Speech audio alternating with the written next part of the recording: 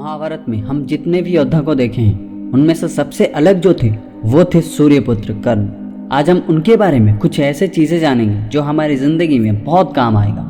हम बहुत ऐसे सिचुएशंस को फेस करते हैं जिसमें कुछ सिचुएशंस हमारे तरफ होती है और कुछ सिचुएशंस हमारे खिलाफ होती है। जब सिचुएशंस हमारे तरफ होती है तो तब हम बहुत अच्छे महसूस करते हैं। उस वक्त सब कुछ हमारी उम्मीद के हिसाब से होती है और उस वक्त हम जो भी चाहते हैं वो हमको बहुत आसानी से मिल जाता है। मगर जब सिचुएशन हमारे खिलाफ होती है तो उस वक्त हम टूट पड़ते हैं। हमारी सारी उम्मीदें जैसे पानी में फेर जाती है, हमारे सारे ताकत हमारी कमजोर बन जाती है। मगर ये जो सब होता है हमारे साथ, तो इससे बचे कैसे, ताकि हमारी ताकत हमारी कमजोर ना बन जाए बल्कि हमारी ताकत को 2 गुना कर दे। तो वह सब कुछ जानेंगे हम आज की इस वीडियो में। तो उससे पहले अगर आपको इस वीडियो से कुछ भी सीखने को मिलता है तो आप इस वीडियो को लाइक जरूर कर देना और चैनल को सब्सक्राइब भी कर देना, ताकि आगे ऐसे ही वीडियो और देखने के लिए।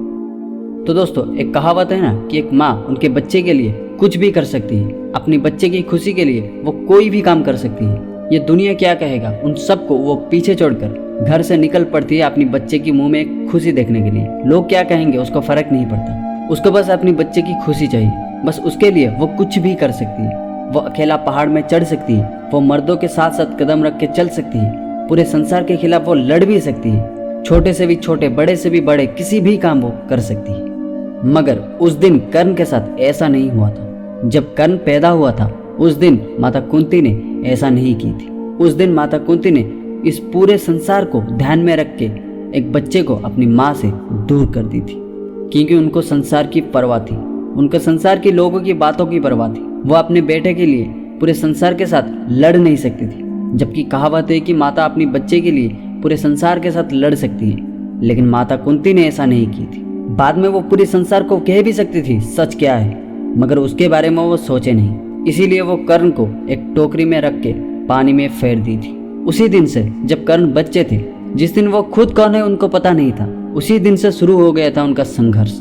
और बाद में जब कर्ण बड़े हुए, जब उनको पता चला कि जो मुझे आज तक पालते आ रहे हैं असल में वो मेरी माता नहीं है बल्कि मेरी माता कोई और है, तो सोचो क्या हुआ होगा उनके दिमाग की हालत। और फिर बाद में जब वो माता कुंती से मिले और उनको पता चला कि वो उनके माता है, तो सोचो क्या हुआ होगा उनका दिल की हालत। मगर ये सब कुछ होने के बावजूद भी वो कभी खुद को कमजोर फील नहीं कराए।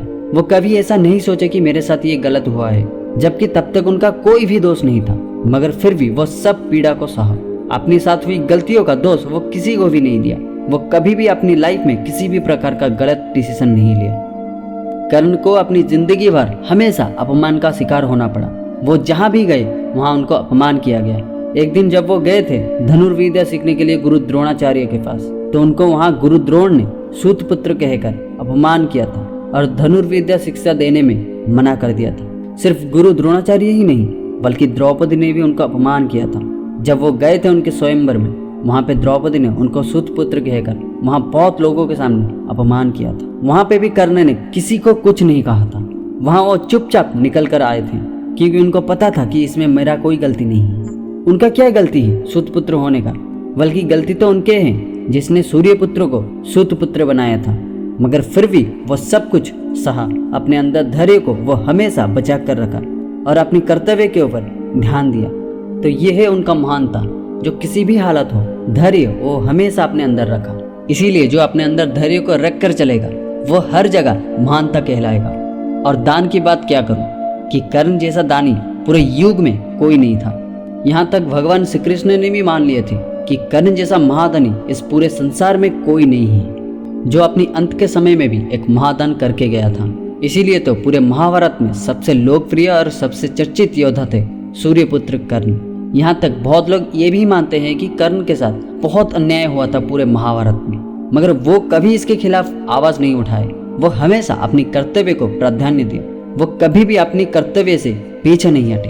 वो हमेशा अपनी क्षमता के ऊपर ध्यान दिया, हमेशा उसको बेहतर बनाने की कोशिश करी। इसीलिए तो कर्ण को हराना मुश्किल नहीं नामुमकिन था। जब अर्जुन ने कर्ण के क्षमता के ऊपर शक किया था और भगवान कृष्ण को कहा था कि देखा मैंने अपनी बाण से उनका रथ को 7 कदम पीछे हटा दिया, मगर वो सिर्फ 2 कदम पीछे हटाया, तो वहाँ भगवान श्री कृष्ण ने अर्जुन को कहा कि देखो अर्जुन, जिस रथ में स्वयं मैं बैठा हूँ और ऊपर महावीर हनुमान जी ने बैठा है, उस रथ को वो अगर 2 कदम पीछे हटा सकता है तो सोचो वो तुमको तो क्या पूरे पांडव को एक क्षण में खत्म कर सकता है। मगर सच ये है कि अंत में उनको हार का सामना करना पड़ा था, मगर वो भी छल करके हराया गया था। इसीलिए तो किसी ने कहा था कि कर्ण हारा नहीं था, हराया गया था, और अर्जुन जीता नहीं था, जिताया गया था।